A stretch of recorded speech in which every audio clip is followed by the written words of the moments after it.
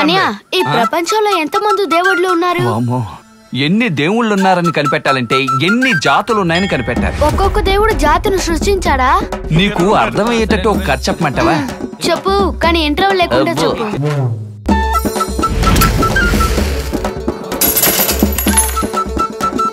చూడు మామా, ఇంట్లో ఒకటి ఎలకే ఉంది, తగిలించిన క్యాలెండర్ లో కూడా ఆయన లేరు.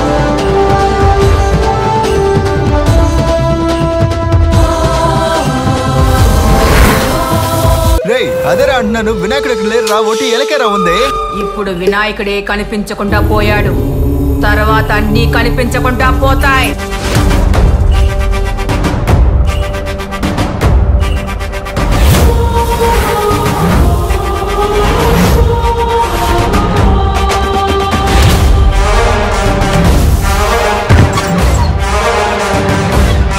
ఇకపైనే గణేష్ ఆట ప్రారంభం. ఏంటి ఇన్ని పక్షులు ఎగురుతున్నాయి? సునామీ గినామీ రాబోతుందా? ఎవరు నువ్వు? గణేశుడిని. నా పేరు నీకెలా తెలుసు? రే నా పేరేరా గణేష్. ఒక ప్రాణం పోతే ఆ దేవుడు కాపాడలేడా? ఇదొక న్యాయం. భగవంతుడు ఒక్కొక్కరిని కిందకి పంపించేటప్పుడు ఒక శక్తితోటే పంపిస్తాడు. ఆ శక్తి దాటి వాడు చనిపోతున్నాడంటే అది వాడి విధి. ఏంటి గణేష, నన్ను ఎక్కడెక్కడో వెతికావు, కానీ ఒక్కచోట మాత్రం నువ్వు నన్ను వెతకలేదు కదా? వచ్చినప్పటి నుంచి కన్ఫ్యూజన్ గా మాట్లాడుతున్నావు, మెంటలా నువ్వు? రే నేనేరా వినాయకుడిని, నా మొహం చూస్తే తెలియదా?